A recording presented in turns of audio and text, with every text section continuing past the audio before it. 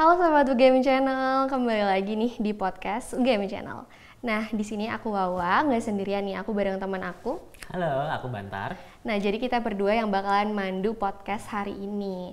Nah, hari ini kita kedatangan dua narasumber yang spesial banget. Boleh dong perkenalan, Mbak? Aku dulu. Boleh? Ibu ataupun Mbaknya? Boleh? Halo teman-teman semua, perkenalkan nama aku Agnia, aku dari UKM Peduli Difabel. Saya Praditya Pertiwi, saya dosen Fakultas Psikologi UGM dan juga pembina di UKM Peduli Difabel. Oke, nah mungkin sebelum kita nyelam nih ke pertanyaan-pertanyaan selanjutnya, mungkin boleh dijelasin dulu dong UKM Peduli Difabel itu apa dan mungkin tupoksinya apa aja seperti itu. Oke, jadi UKM Peduli Difabel itu adalah salah satu unit kegiatan mahasiswa yang ada di UGM dan berfokus pada bidang-bidang disabilitas dan juga menyebarkan awareness mengenai pentingnya inklusivitas khususnya di lingkungan UGM. Itu berarti fokusnya ke teman-teman difabel yang berkebutuhan khusus seperti itu ya. Nah mungkin kan setiap orang punya pengalamannya sendiri-sendiri terhadap berinteraksi sama orang-orang ya. Nah kalau misalnya mungkin untuk berinteraksi sama teman-teman yang berkebutuhan khusus itu mungkin ada pengalaman spesialnya tersendiri, ada kesan tersendiri dari mungkin Mbak ataupun Ibu sendiri, itu ada nggak pengalaman yang mungkin berkesan sama teman-teman difabel dalam cara mereka berinteraksi mungkin? Kalau saya sendiri mungkin karena saking sudah lama ya berkecimpung, kalau kajian saya sendiri disabilitas sudah sejak tahun 2007, 17 tahun sudah meneliti bekerja dalam bidang disabilitas, sehingga kalau dihitung interaksi dengan penyandang disabilitas itu mungkin terlalu banyak ya. Jadi kalau yang berkesan mungkin ini saja sih, apa sih yang saya belajar ya dari interaksi dengan teman-teman disabilitas itu adalah yang pertama kita tuh perlu berpikir out of the box ya. Jadi bisa saja yang apa kita lakukan kayak kita take things for granted itu belum tentu teman-teman disabilitas itu bisa melakukan itu gitu atau mengakses hal yang sama.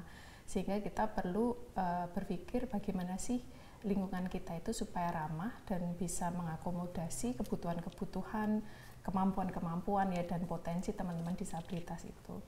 Kemudian yang kedua buat saya itu mereka itu sangat resilient ya. Jadi untuk bisa survive gitu ya dan mungkin beraktivitas, berprestasi di dalam lingkungan yang masih sangat tidak ramah untuk teman-teman disabilitas tuh membutuhkan benar-benar semangat ya, kegigihan dari mereka, sehingga ya itu saya sangat belajar sih dari teman-teman disabilitas.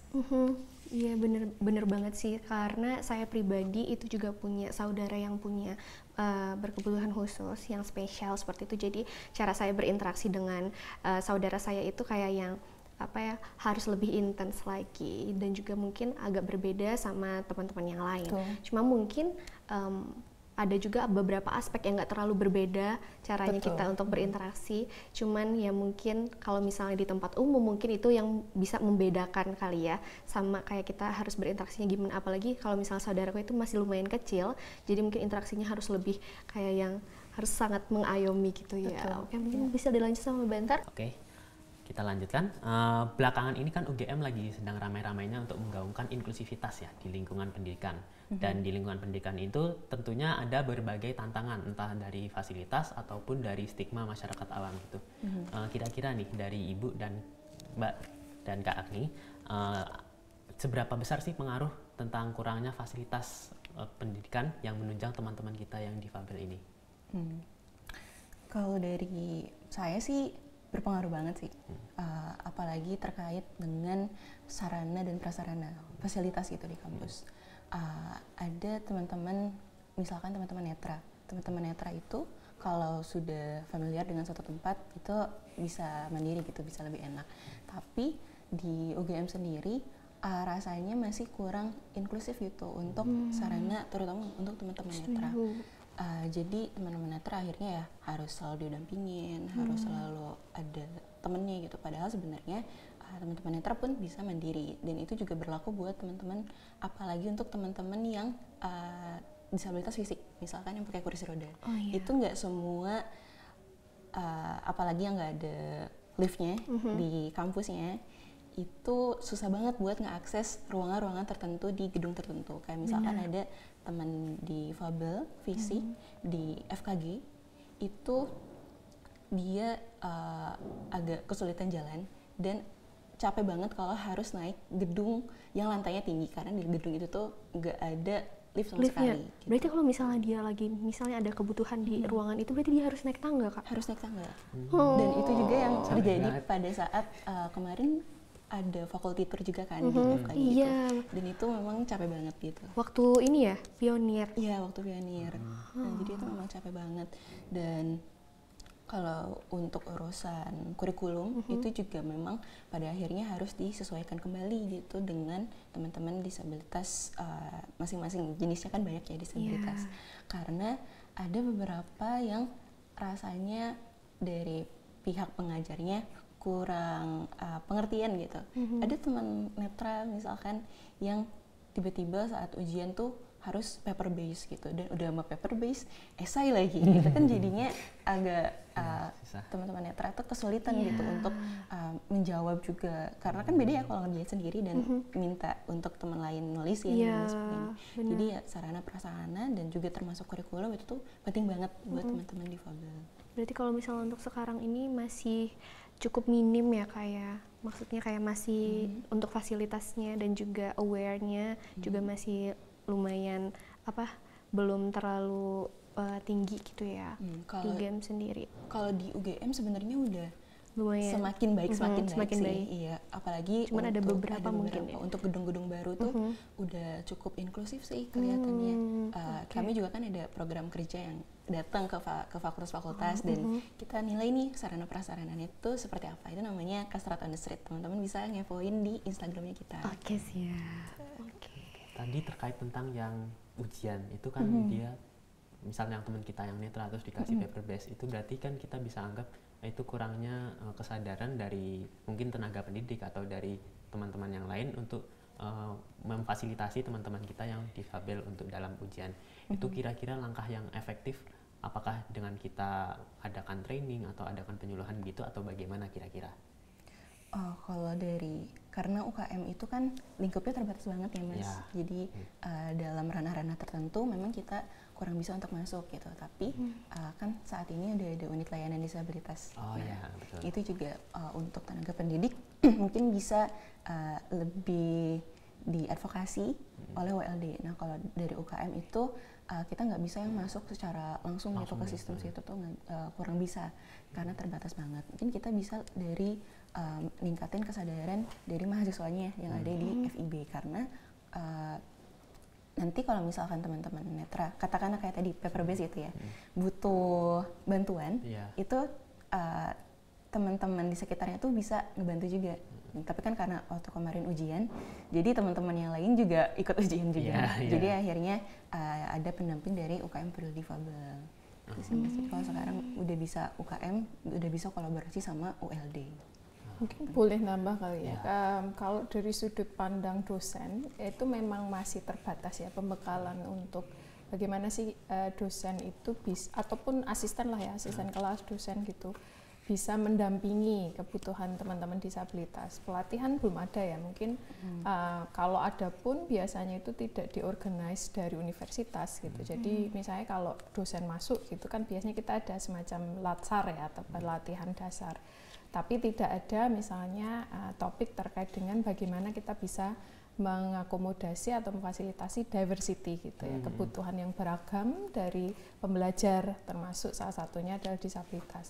Kalau di Fakultas Psikologi sendiri karena kita belajar tentang itu ya, ada mata kuliah terkait dengan pendidikan anak dan remaja berkebutuhan khusus, ya kita mempelajari itu dan bisa mencoba mengaplikasikan sendiri gitu. Tapi kalau terstruktur dari UGM itu belum ada. Lalu yang kedua, sebetulnya memang seperti yang dikatakan Agnia sudah jauh lebih baik ya, tetapi paradigma yang dibangun di UGM ini belum memandirikan mahasiswa gitu. Jadi misalnya tadi ada dampingan. Nah, dampingan kan sebetulnya suatu hal yang kalau mahasiswanya itu tidak bisa, sebetulnya bisa diupayakan supaya mahasiswa sendiri itu bisa mandiri gitu.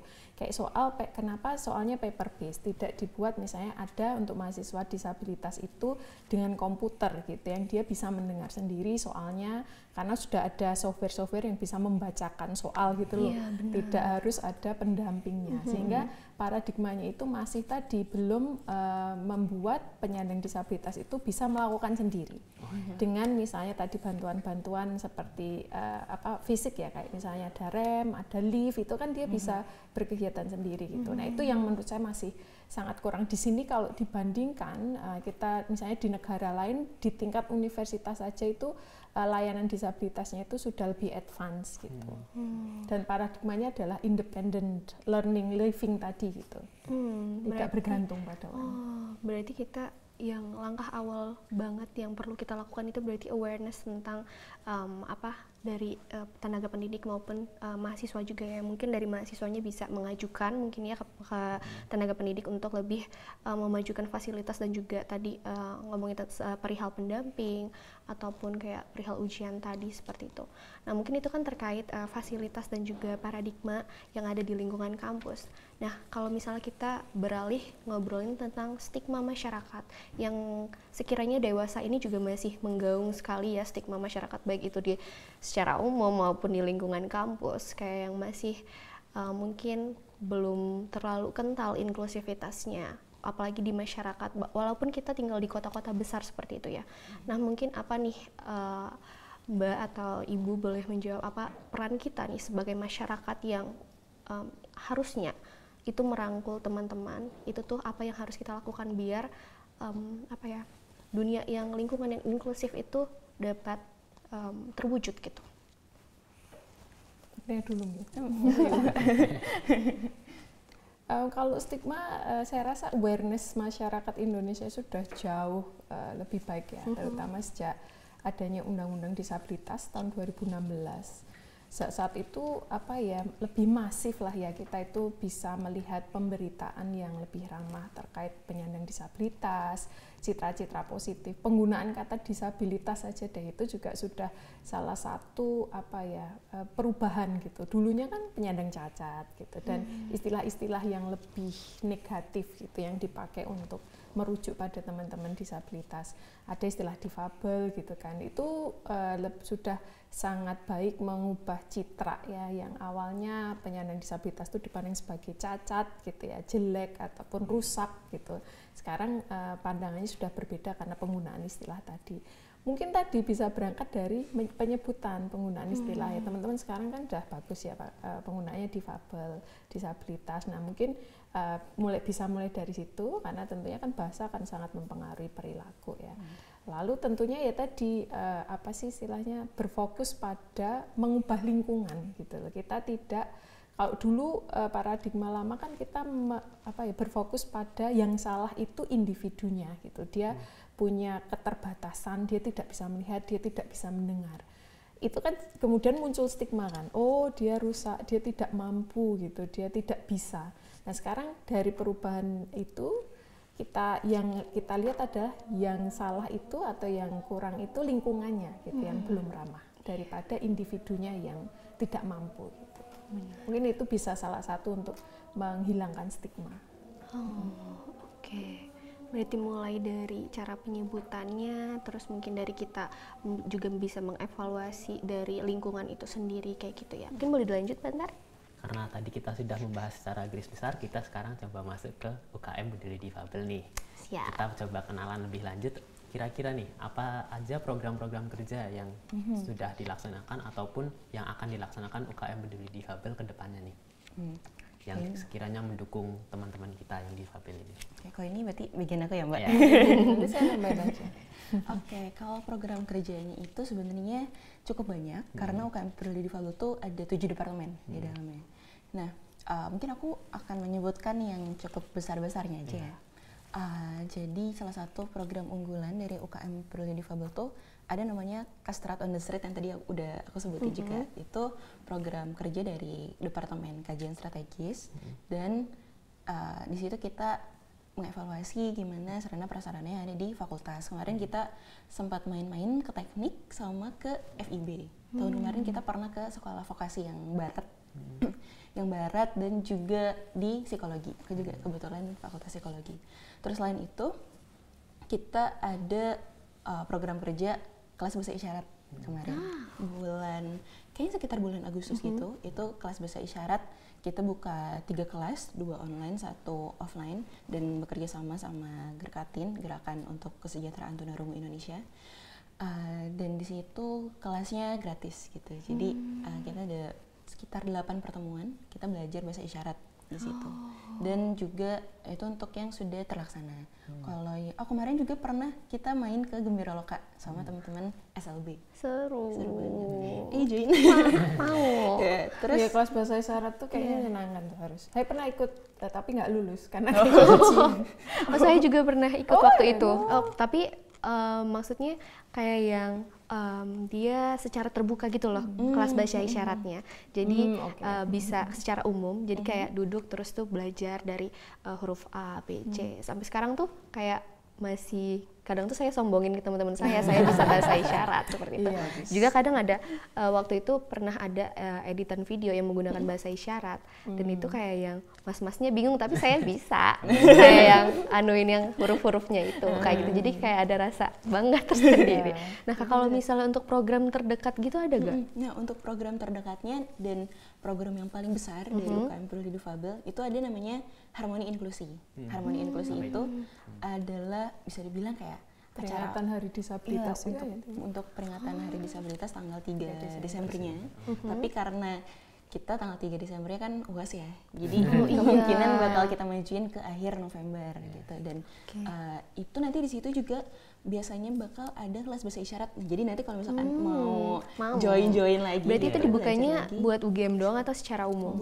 Buat umum. Berarti semuanya bisa join. Iya, kemungkinan untuk umum. Ayo teman-teman join semuanya.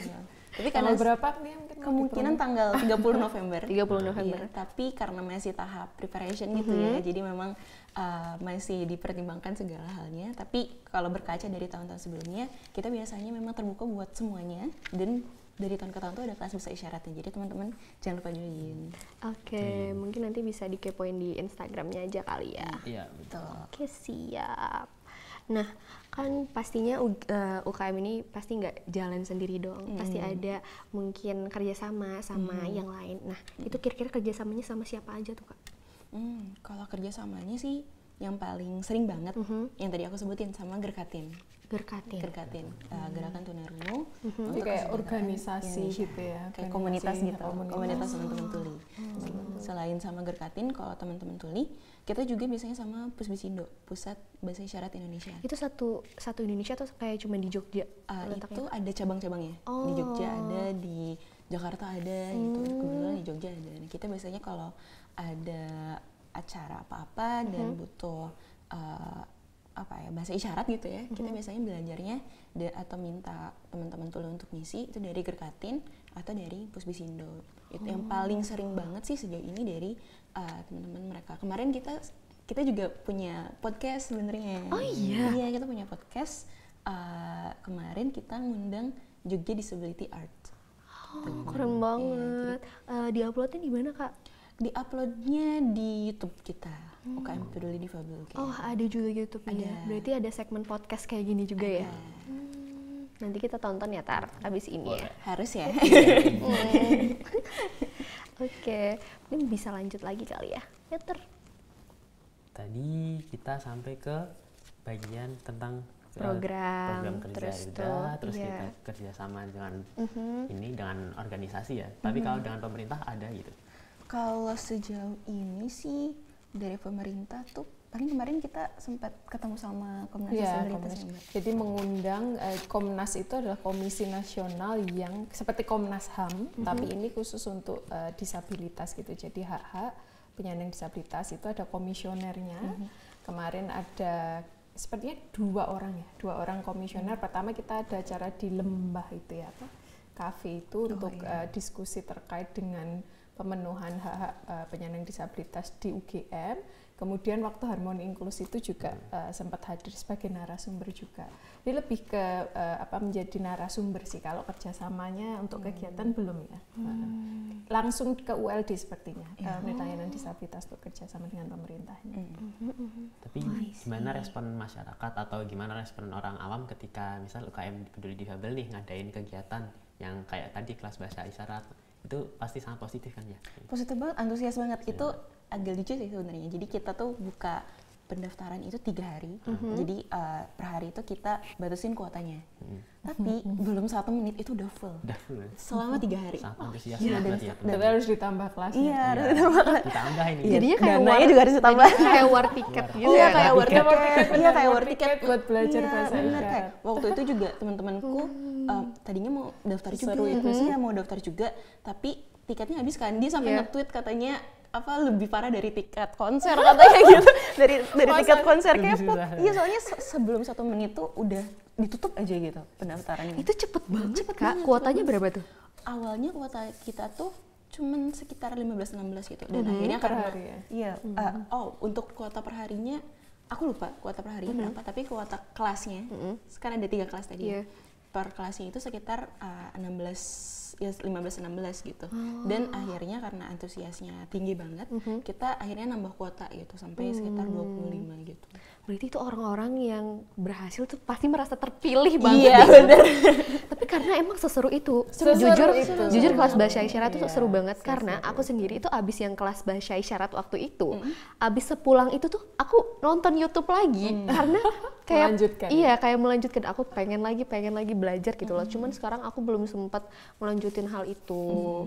Iya. Dan juga di fakultasku itu aku juga ada ikut di semacam organisasi Sapiens dan di situ aku juga kebetulan di pilar rehabilitasi sosial dan di situ pun kita ada ngajuin prokernya itu adalah kelas bahasa isyarat karena bisa collab sama UKM. Iya, bisa. Oh iya bener kakak-kakak nanti kan ada ini ya workshop yang bahasa isyarat itu. Iya, kita juga sering banget diundang untuk sharing gitu tentang gimana interaksi sama teman-teman difabel, terus juga ada bahasa isyarat juga. Tapi kalau misalkan ada workshop bahasa isyaratnya, kita pasti ngajak teman-teman tuli, karena kan memang etikanya begitu ya, belajar bahasa isyarat tuh langsung sama teman-teman tulinya gitu. Jadi kalau misalkan nggak cuma teman-teman dari Sapiens saja, jadi dari teman-teman UKM atau organisasi apapun itu, kalau misalkan mau bareng-bareng sharing sama UKM Peduli Difabel bisa banget nih, tinggal menghubungkan diri sama humas kita. Waktu itu kita juga pernah ngisi di Universitas Muhammadiyah Purworejo. Sambil jalan-jalan. Waduh, jadi pengen jalan-jalan tuh. Ya, itu bonus ya. Oke. Ya sih, tapi memang benar-benar seru banget sih ketemu sama teman-teman tuli. Dan ternyata waktu ketemu sama teman-teman tuli itu kakak-kakak yang mewakili komunitas itu juga bilang kalau misalnya mereka tuh juga diajarin gimana caranya kayak memahami kalau misalnya ada orang-orang yang lagi ngomongin tentang mereka. Kan masih stigmanya kan masih kental banget kan. Jadi kayak mentang-mentang mereka nggak bisa mendengar, jadinya kayak ngomonginnya di belakang mereka. Tapi kayak diajarin gitu loh katanya di situ tuh kayak mereka diajarin untuk ini. Jadi mereka kayak bisa ngebales hal itu gitu loh. Itu yang lucu banget dan menarik banget di kelas bahasa isyarat itu. Ternyata memang kayak teman-teman itu benar-benar kayak yang ya mereka nggak sebeda itu sama kita gitu loh. Kayak yang benar-benar aku ngerasa malah deket banget sama kakak yang ngajarin aku bahasa isyarat. Bener-bener seru banget kakaknya, kayak yang selalu appreciate setiap kelas bahasa isyarat itu seperti itu. Asik banget ya bisa bertukar cerita gitu sama asik pakai banget. bahasa isyarat. Itu pernah ada cerita menarik gitu nggak dari sama teman-teman yang tuli pakai bahasa isyarat kakaknya? Kalau sama teman-teman tuli, mungkin yang serunya kalau misalkan aku nggak tahu kosakata tertentu gitu, terus kayak aku nebak-nebak sendiri kan. Terus ketika aku nebak, terus dikasih tahu ternyata bahasa isyarat itu salah gitu. Terus dikasih tahu kan yang tadi aku peragain gitu, itu tuh apa artinya. Nah kadang-kadang kayak artinya tuh beda jauh banget sama yang aku maksud gitu. Iya. Tapi banyak nggak yang misal kalau bahasa isyarat apa gitu, ternyata ada hampir sama ininya gerakannya atau bahasanya, tapi ternyata maknanya jauh beda. Ada banyak ya? banyak Misalnya banget. gimana? Misalnya kayak seperti ini kan bisa jadi terima kasih, bisa jadi selamat juga. Iya. Iya, Jadi jauh ya. memang banyak kosakatanya tuh yang gerakan itu sama, tapi karena Konteksnya jadi dipakai pada konteksnya konteks beda, apa. dan teman-teman tuli juga biasanya pakai oral juga gitu ya, jadi sambil mulutnya bergerak, jadi Iya. walaupun gerakannya sama tapi ya maknanya bisa berbeda dan bisa saling memahami satu sama lain gitu. Dan kan di Indonesia tuh pakainya dua ya, ada Sibi dan juga Bisindo. Nah, Bisindo di Indonesia tuh beragam banget, beda-beda tiap daerah. Di Jogja beda, Jakarta beda, Bandung, Jawa Barat beda gitu. Dan bahkan karena kan Bisindo tuh bahasa alami teman-teman tuli, jadi ya teman-teman tuli yang bikin sendiri. Dan mungkin ada yang lucu lagi tuh, jadi aku kan sering interaksi sama Gerkatin tadi ya. Nah, ada pasangan suami istri, dua-duanya tuli, tapi bahasa isyaratnya tuh kadang beda gitu. Jadi kayak waktu itu kita minta untuk ngajar gitu ya kelas bahasa isyarat. Terus di minggu pertama misalkan suaminya, minggu kedua istrinya. Terus pas bahas kata yang sama, kok beda. Gitu. Bahasa ininya, gerakannya beda. Oh, ternyata memang udah memang itu jadi salah satu ciri khas dan keanekaragaman dari bahasa isyarat itu. Tapi kalau misal bahasa isyarat gitu, misal tadi di Bisindo kan untuk Indonesia, apakah itu bisa untuk internasional gitu sama teman-teman kita yang di luar negeri? Nggak bisa. Jadi memang kalau misalnya Amerika itu ada American Sign Language, di Inggris ada British Sign Language, tapi biasanya itu ada yang kayak overlap dan mirip, sehingga teman-teman tuli itu kalau beda negara ketemu itu kadang mungkin mereka butuh waktu buat adaptasi gitu kan, tapi kemudian mereka akan ngobrol dengan cepat gitu, jadi mungkin menyesuainya sebentar gitu, karena tetap ada bedanya gitu antara. Kalau international sign language sebetulnya ada, cuma mungkin tidak banyak diajarkan dan digunakan karena biasanya teman-teman tuli itu belajar bahasa yang di mana mereka asalnya atau tinggal. Di Indonesia juga kan nggak ada standarisasi yang buat Bisindo gitu tuh nggak ada. Jadi memang ya akhirnya itu jadi keanekaragaman teman-teman komunitas tuli aja. Gitu. Tapi kalau misal untuk jadi pengajar gitu atau mengisi di kelas bahasa isyarat itu ada perlu pelatihannya? Kalau untuk ngajar, ada sertifikasinya gitu? Kalau untuk ngajar di kelas bahasa isyarat itu harus teman-teman tulinya, gitu. Teman-teman jadi yang bikin standarisasi gitu atau misalkan sertifikasi itu teman-teman tulinya, kayak di Pusbisindo. Pusbisindo juga ada kelas bahasa isyarat, mereka buka 3 kali setahun, gitu. Dan itu guru-gurunya udah melalui pelatihan dulu, gitu. Jadi memang kalau teman-teman dengar itu etisnya sih nggak mengajarkan bahasa isyarat, karena kan bahasa isyarat tadi ya bahasa alami dari teman-teman tuli. Kalau misal di lingkungan kelas sendiri ini kan agak sulit juga kalau misal kita mengikuti teman-teman kita yang tuli itu mengikuti pembelajaran tapi dia dengan dosennya atau pengajarnya tidak menggunakan bahasa isyarat, itu kira-kira ada langkah gimana? Ada mahasiswa tuli ya di sini? Ada, tapi seluruh mahasiswa tuli sejauh ini ya yang ada di UGM itu semuanya nggak ada yang bisa bahasa isyarat. Jadi bahasa isyarat tuh memang nggak semua teman-teman tuli juga bisa, karena kan tuli itu spektrum ya, nggak semuanya tuli total gitu.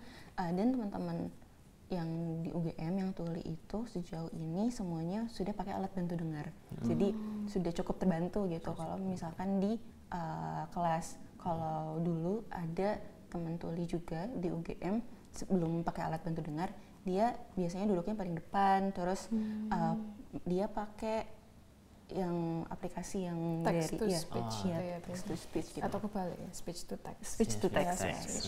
Paling seperti itu sih kalau di UGM, karena kebetulan nggak ada teman-teman yang harus pakai bahasa isyarat gitu komunikasinya. Jadi sejauh ini sih nggak terlalu kesulitan gimana-gimana. Tapi di kampus lain itu ada juga yang diakomodasi sama kampusnya di kelas itu, jadi dosennya ngomong biasa, jadi di depannya itu ada juru bahasa isyaratnya gitu yang menerjemahkan ke bahasa isyarat, gitu. Kalau kita tadi kan kita juga udah bahas tentang bahasa isyarat banyak banget itu ternyata sekeren itu loh bisa bertukar cerita sama teman-teman kita. Gitu. Terus kita bahas coba lagi ke inklusivitas nih. Kalau untuk mewujudkan inklusivitas di lingkungan UGM itu kan juga tadi sudah ada banyak tantangannya, banyak gimana sih efektifnya. Sekarang kita coba bahas dari sisi kebermanfaatannya nih. Kira-kira sih apa manfaatnya kita mewujudkan pendidikan yang inklusif untuk teman-teman kita di UGM, baik itu untuk teman-teman kita yang difabel atau teman-teman kita yang lain. Jadi yang pertama itu memang pendidikan itu sebetulnya hak ya, dan kita pasti sudah tahu ya apa sih manfaat pendidikan bagi kita secara individu gitu. Untuk teman-teman yang non disabilitas atau bukan difabel tidak kesulitan mungkin ya mengakses pendidikan, tapi untuk teman-teman yang disabilitas bahkan untuk mungkin mendaftar ke sekolah saja itu sering ditolak gitu ya. Dari SD lah, TK mungkin ya itu udah mendapat penolakan gitu kan. Bagaimana rasanya sih kalau ditolak gitu kan. Pasti kan itu akan berdampak juga ya secara psikologis, mungkin secara moral juga ya ke anaknya, sehingga sebetulnya membuka akses pendidikan itu pertama adalah fairness ya, keadilan untuk semua anak itu bisa ya mengenyam pendidikan gitu, supaya pendidikan itu kemudian nanti bisa mendukung bagaimana dia akan berkembang sebagai seorang individu ya, berdaya, empowerment, banyak hal lah. Nah, mungkin itu pertama ya. Yang kedua ya tentunya meningkatkan kualitas sumber daya manusia lah ya Indonesia ya. Kalau teman-teman disabilitas itu juga bisa mendapatkan akses pendidikan yang sama, tentunya nanti mereka bisa bekerja ya, mengakses penghidupan, pekerjaan, dan mungkin masa depan yang lebih baik juga gitu. Itu untuk mereka. Nah, kalau untuk teman-teman non disabilitas mungkin artinya nanti akan banyak ceritanya. Kalau saya sendiri juga tadi di awal saya sudah mengawali dengan apa sih yang saya pelajari ketika saya berinteraksi dengan penyandang disabilitas atau teman-teman saya sendiri yang punya disabilitas, itu memberikan perspektif ya, perspektif yang berbeda dengan apa yang mungkin biasa kita pahami sebagai dunia normal gitu ya, dalam tanda kutip gitu. Sehingga saya yakin juga teman-teman nanti akan berusaha bagaimana sih kita itu bisa pertama bisa beradaptasi, bisa saling memahami gitu ya. Kemudian juga keberagaman tadi gitu, bisa membuat dunia itu seperti lebih inklusif lah ya, menghargai perbedaan sih kalau saya. Oke. Mungkin kalau kakaknya ada tambahan? Kalau dari aku mungkin tambahannya dari ini aja sih, universal learning design ya Mbak gitu ya. Kan kalau misalkan universal learning design itu menurutku nggak cuma bermanfaat buat teman-teman disabilitasnya aja, tapi buat teman-teman non disabilitas juga. Misalkan kalau kaitannya sama sarana prasarana gitu, kayak misalkan adanya lift, terus adanya bidang miring, terus anak tangga yang nggak terlalu curam, misalkan kan itu juga ngebantu nggak hanya untuk teman-teman disabilitas, tapi untuk kita yang non disabilitas juga gitu. Jadi inklusivitas tuh nggak akan merugikan siapapun kok. Semuanya tuh pasti bakal dapat bermanfaat. Karena kan inklusif itu sendiri kan berarti merangkul semuanya tanpa adanya perbedaan kan ya.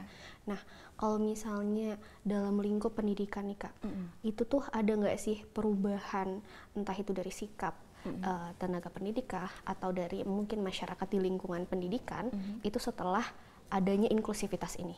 Ada nggak perubahan sikap yang mungkin yang dari awalnya nih mungkin mereka nggak tahu apa itu inklusivitas, sampai dia tahu dan mungkin dia menerapkan inklusivitas itu? Ada nggak sih perubahan sikap di lingkup pendidikan itu? Mungkin saya ada contoh juga ya di Fakultas Psikologi, kan kebetulan kami juga baru menerima mahasiswa disabilitas memakai kursi roda tahun ini gitu. Yang S2 itu ya? Iya, yang magister ya. Nah, setiap hari dia itu dijemput gitu, diantar dan dijemput oleh keluarganya. Kemudian biasanya turun dari mobil itu nanti dibantu SKK untuk kayak mengangkatkan kursi rodanya gitu kan. Nah, sekarang sudah didiskusikan dan dipikirkan gimana fakultas itu bisa membuat mungkin alat gitu yang bisa untuk kayak naik turun tangga yang nanti bisa dipakai ketika disesuaikan dengan mobilnya juga gitu, yang lebih adaptabel lah, tidak hanya dengan satu tipe mobil. Nah, itu saja kan kepeduliannya udah berubah ya. Jadi ketika sudah mulai menerima, awalnya kita tidak punya mahasiswa disabilitas, jadi kita kemudian SKK pun juga lebih paham gitu ya cara mendampingi, lalu kita ubah lagi dengan pemberian fasilitas yang tadi lebih membantu mobilitasnya supaya lebih mandiri tadi toh. Prinsipnya kan memandirikan, tidak membuat ketergantungan gitu. Itu sih kalau dari kami ya. Nah, kalau untuk mungkin staf-staf yang lain, khususnya staf pengajar itu juga mungkin sekarang udah mulai didiskusikan gitu.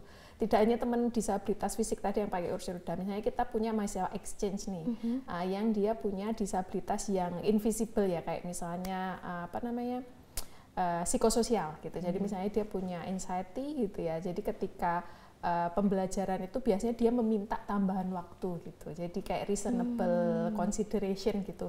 Kan jarang ya kita menerapkan kayak gitu di sini gitu. Tapi kalau di luar negeri universitas tuh pasti kalau dia ada mungkin disabilitas dia akan memberikan akomodasi sesuai kebutuhan. Nah, termasuk ketika kami menerima mahasiswa exchange terus ada permintaan tambahan waktu untuk ujian atau apa. Nah, itu kemudian didiskusikan ya antar pengajar, antar dosen. Sepertinya mungkin kita bisa menerapkan itu untuk mahasiswa kita juga di sini gitu, dan hanya mahasiswa exchange. Ya itu menurut saya perubahan-perubahan positif yang tadi mengarahkan ke universal design for learning ya, bahwa sebetulnya ketika kita terapkan untuk mahasiswa disabilitas itu juga bisa berguna bagi mahasiswa yang lain gitu. Jadi kalau misalnya aku boleh tanya, jadi seberapa besar sih peran si pendidikan inklusivitas ini untuk mungkin ke generasi muda yang sekarang untuk menciptakan dunia inklusif yang lebih inklusif lagi kayak gitu tuh, berarti perannya udah sejauh apa sih pendidikan inklusif ini? Wah, itu big questions banget kan? Iya ya, itu pertanyaan sangat besar tentunya ya, dan kalau peran yang pertama itu memang kita mulai dari sekarang ya, karena kalau tadi kalau kita belum bertemu dengan penyandang disabilitas kita tidak akan berpikir gitu. Kalau kita belum berinteraksi kita tidak akan berubah. Jadi ya mulai lebih sensitif mungkin ya. Kita mulai seperti UGM kan sekarang udah banyak dulu kan di depan Maskam itu kan kita pernah kan kedatangan mahasiswa dari Australia terus nyoba pakai kursi roda jalan di trotoar depan Maskam itu gitu. Sekarang langsung dibenerin sama pedestriannya udah oke kan gitu ya, udah berarti ya memang ada investasi memang yang perlu diberikan oleh UGM, tapi investasi ini tuh jangka panjang ya. Jadi kita lebih ramah, lebih terbuka, dan investasinya itu tidak hanya fisik saja tapi juga awareness tadi yang disampaikan oleh Agnia. Oke. Menarik ya, tadi gara-gara nggak ada akses untuk kursi rodanya susah, terus langsung dibenerin. Itu peran UGM berarti sangat besar ya. Ya responsif, alhamdulillah sangat responsif. Nah, itu mewujudkan pendidikan inklusif itu kan jalannya panjang gitu ya, dan nggak langsung instan, dan juga perlu peranan dari berbagai pihak, baik dari mikro keluarga sampai makro atau pemerintah. Kita bahas dari makro, yaitu pemerintah. Itu kira-kira apa sih langkah-langkah pemerintah atau pemegang kekuasaan yang konkret dalam mewujudkan pendidikan yang inklusif ini? Silakan Mbak. Lebih paham. Kita tuh nggak kurang peraturan ya tentang disabilitas itu udah banyak. Hanya mungkin yang bedanya itu ini sih policy enforcement-nya ya, bagaimana itu didorong untuk diterapkan gitu. Nah sekarang alhamdulillah sudah ada Komnas, Komisi Nasional Disabilitas itu untuk memonitor itu pelaksanaan. Termasuk UGM ini juga di bawah monitoring dari Komnas Disabilitas dan juga Kementerian Pendidikan. Jadi itu sih, jadi fungsi kontrol dan fungsi monitoring itu memang perlu diperankan oleh pemerintah gitu. Kemudian yang kedua itu sebetulnya justru malah dari masyarakatnya sendiri ya. Terkadang teman-teman disabilitas tuh nggak sadar loh mereka punya hak gitu.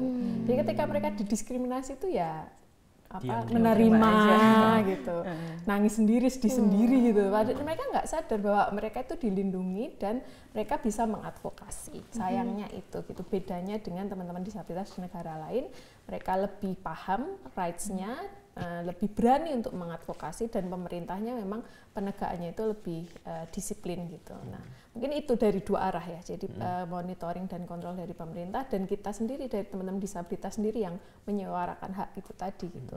Karena kalau nggak disuarakan ya mana kita tahu juga gitu ya bahwa itu ada masalah untuk mereka. Dan juga pada saat bikin kebijakan itu juga akan lebih baik untuk melibatkan teman-teman disabilitas difabel gitu. Karena kadang tuh aku ngerasa kita tuh kadang sok tahu gitu kayak kebutuhan dari teman-teman difabel tuh apa gitu. Padahal kan sebenarnya ya mungkin yang kita pikirkan itu nggak jadi kebutuhan yang urgent misalkan dari teman-teman difabel gitu. Jadi sebisa mungkin segala kebijakan yang berkaitan sama disabilitas itu melibatkan langsung teman-teman difabelnya. Dan itu sudah bagus ya, waktu pembentukan ULD itu juga teman-teman mahasiswa disabilitas diundang gitu. Kita mendengarkan aspirasi mereka gitu. Iya, setuju banget sih kalau misalnya memang harus ada ikut andil lah di dalamnya ya teman-teman disabilitas seperti itu. Selain ikut andilnya mahasiswa di dalam perancangan kebijakan yang terkait dengan teman-teman disabilitas, kira-kira apa sih peran dari universitas untuk memberikan impact kepada masyarakat gitu? Atau apakah menyadarkan tentang awareness teman-teman difabel ini atau gimana? Peran Kalau dari universitas aku kurang tahu. Sebetulnya memang ini ya, memang dilematis ya. Jadi terkadang kalau mahasiswa disabilitas itu kan dipandang nanti menurunkan ranking dan sebagainya. Tapi sebetulnya kan pandangan bahwa disabilitas itu tidak mampu ya. Padahal kenyataannya memang ada teman-teman disabilitas yang mampu gitu, dan yang hadir kan juga misalnya teman-teman seperti yang kemarin mahasiswa baru itu siapa? Yang mana Mbak? Putri. Putri Aryani yang punya talent ya, punya kemampuan. Nah mungkin universitas bisa kayak meng-highlight gitu ya, meng-highlight prestasi, memberi ruang untuk tadi ya berkompetisi, meraih prestasi tadi dan mempromosikannya gitu. Dan UGM menurut saya sudah cukup bagus ya dalam hal itu gitu, supaya tadi bisa membentuk kognisi sosial gitu ya, berbeda gitu, perubahan dari ternyata mahasiswa disabilitas bisa loh sekolah di UGM gitu. Kalau dulu kan mungkin tidak muncul itu gitu ya, bisa nggak sekolah di UGM gitu. Dan makin kesini menurut aku UGM udah makin terbuka gitu untuk ketemu sama teman-teman difabel. Terus juga pada saat tadi ya Kasret on the Street itu juga sampai ke hearing dekanat gitu. Jadi pembahasan mengenai disabilitas dan segala macamnya itu udah sampai ke pihak dekanat fakultas juga gitu. Dan itu alhamdulillahnya udah mulai di psikologi sendiri tuh pernah dibahas juga Mbak pas sarasehan dekanat. Dan memang salah satu concernnya nggak bisa yang langsung diterapkan gitu, apalagi untuk sarana prasarana di gedung-gedung lama itu kan memang nggak bisa yang kayak tiba-tiba besok dibangun lift gitu kan, nggak bisa. Jadi memang butuh proses ya, butuh perencanaan jangka panjang. Tapi pada intinya pendidikan inklusif itu sendiri di bidang makro seperti di pemerintahan dan juga di lingkup universitas itu berarti udah sangat menggaung ya untungnya ya, untuk sekarang semakin baik setiap harinya seperti itu. Nah mungkin kita bisa masuk ke mungkin lingkup orang tua. Nah kalau misal orang tua sendiri kan juga punya peran penting dalam membangun suatu mindset anaknya kayak gitu. Nah gimana sih caranya orang tua biar bisa membangun pendidikan inklusivitas itu kepada mungkin anak-anaknya seperti itu? Kalau dari orang tua sendiri mungkin ini ya dimulai dari kesadaran bahwa anaknya itu iya bukan yang tidak mampu gitu, tapi memang ada hal-hal tertentu yang perlu diakomodasi lebih. Dan itu kan pada akhirnya kalau anaknya masih kecil gitu, dari kecil itu kan jadi tanggung jawabnya orang tua gitu. Jadi pertama-tama kesadaran dari orang tuanya dulu sih yang nggak boleh menganggap bahwa anaknya itu ya maaf katakanlah cacat atau apa gitu. Dari situ dulu sehingga nanti bisa tahu nih, oh anak aku tuh kebutuhannya apa, dan orang tua tuh bisa mengakomodasi hal itu. Entah itu misalkan kalau teman-teman tuli yang masih bisa pakai alat bantu dengar, misalkan difasilitasi itu sama orang tuanya, atau misalkan pakai kursi roda. Terus juga anak-anak yang misalkan disleksia atau apa, itu kan perlu diakomodasi juga ya sama orang tua, tahu kebutuhannya apa, setelah itu baru bisa dipenuhi secara tepat sasaran untuk anak-anaknya. Yang paling penting itu berarti mulai dari kesadaran ya, mau bagaimanapun juga kalau misalnya mungkin orang tuanya nggak aware dengan anaknya sendiri, berarti mungkin kurang bisa untuk melanjutkan ke langkah selanjutnya. Berarti memang butuh kesadaran dari orang tuanya sendiri seperti itu. Nah mungkin ini terakhir nih Kak, gimana sih step-step yang bisa dilakuin sama mahasiswa, terus kan kita sebagai mahasiswa untuk menciptakan lingkungan kampus yang inklusif itu seperti apa gitu, langkah-langkah yang bisa kita lakukan. Kalau dari mahasiswa sendiri, Gabung ke UKM. iya itu nomor satu. Nomor duanya, nomor duanya mungkin ini ya, enggak termakan dengan stigma-stigma yang ada di masyarakat. Justru challenge that stigma ya. Termakan dengan stigma, dengan self stigma juga gitu. Terus selain itu menganggap bahwa teman-teman difabel itu ya sama aja, kan difabel itu different ability ya. Jadi ya teman-teman difabel itu sama seperti kita, tapi mungkin ada beberapa hal yang disesuaikan gitu, ada modifikasi tertentu, misalkan dalam hal lagi makan atau apa gitu ya, makan ya sama, makan ditelan misalkan gitu, tapi teman-teman yang misalkan disabilitas fisik di bagian tangan misalkan nggak bisa, jadi ada adaptasi tertentu gitu, seperti itu. Lalu selain itu tadi ya, menurut aku langkah untuk tertarik ikut kelas bahasa isyarat itu tuh jadi langkah besar banget sih menurutku. Aku juga seneng banget ketika ketemu sama teman-teman mahasiswa, terus kayak mereka cerita, aku pernah ikut kelas bahasa isyarat, atau misalkan aku pernah interaksi langsung sama teman-teman difabel, terus cerita-cerita yang seru-seru, itu tuh seneng banget gitu. Ya, rasanya heartwarming banget gak sih Kak? Bener-bener rasanya tuh hangat banget gitu. Jadi berusaha untuk berinteraksi langsung sama teman-teman difabel, karena kan penting banget ya untuk ketemu langsung, interaksi dan tahu, kenalan langsung sama teman-teman difabel.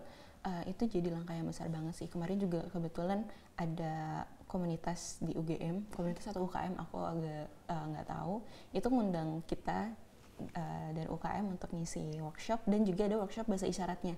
Dan setelah selesai itu mereka bilang kayak Kak seru banget tadi gini, terus kayak jadi nanya-nanya ada kelas bahasa isyarat di mana dan sebagainya. Jadi mulai langkah untuk mengenali dunia disabilitas lebih jauh dari mahasiswa, entah itu lewat project atau misalkan belajar tadi, itu langkah yang besar banget untuk menyebarkan semangat inklusivitas di mahasiswa. Berarti kalau misalnya bisa di-highlight, berarti langkah pertamanya berarti kita juga harus ikut terjun langsung, berinteraksi sama teman-teman itu ya, teman-teman yang difabel itu sendiri, biar kita bisa istilahnya mengenali lebih dalam lah, seperti itu. Nah mungkin itu terakhir terkait pertanyaannya ya. Iya, tadi kita udah bahas banyak banget ya, mulai dari pengalaman Bu Tia sama Kak Agni juga tentang bagaimana berinteraksi, terus bagaimana pendidikan inklusif di tingkat negara sampai keluarga yang paling kecil. Itu daging semua sih. Kalau kita diskusi terus-terusan itu udah bakal panjang, lebar, kali tinggi. Nggak selesai-selesai sampai malam. Iya, sebenarnya masih pengen ngomong abis ini kayaknya bisa ngobrol-ngobrol lagi kali ya. Nah, semisal nih ada teman-teman penonton, sobat-sobat UGM Channel yang memang tertarik banget sama UKM Peduli Difabel, itu bisa Instagramnya namanya apa nih Kak? Kalau misalnya pengen menghubungi UKM, UKM-nya ya sosmednya apa aja? Kalau sosmednya Instagram itu ada Peduli Difabel UGM. Kalau di TikTok kita juga ada. Oh, ada TikTok? Ada. SAUDC UGM. Kalau YouTube ada juga Peduli Difabel UGM. Spotify juga sebenarnya kita ada. Iya, SAUDC. Iya, SAUDC Talks itu ada. Oke, jangan lupa dicek ya guys, dan jangan lupa untuk ikut program terdekatnya. Oke. Terima kasih semua Bu Tia dan Kak Agni atas kedatangannya. Kita udah ngobrol banyak banget, bermanfaat banget buat saya, Wawan dan juga teman-teman yang menonton. Gimana tadi? Terima kasih. Terima kasih. Terima kasih.